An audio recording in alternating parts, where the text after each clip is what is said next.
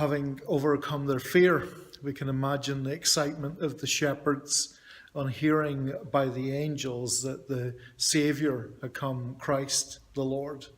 But how would they know who this Christ was? And where would they know how to go and find him? Well, they were to receive a sign.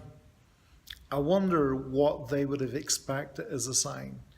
Would they be expected to be directed to a great palace and granted an audience with the newborn king and maybe his royal family? Maybe they expected the newborn child to be seated or wrapped in a new cradle and fancy baby clothes and maybe lying in pristine condition. But that's not how they would find the Saviour.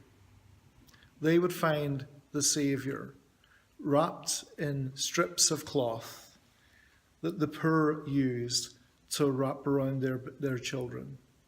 And they would find him lying in a manger, an animal food trough. It's amazing, isn't it, that this reminds us of God's grace and humility as he brings together his plan of redemption for humanity. But it's also amazing to think that the shepherds would have been very familiar with food troughs. They'd have been very familiar feeding their sheep.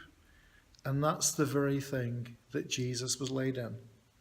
It's also interesting that the wise men or the astrologers and astronomers, they would have been very, very familiar with the stars.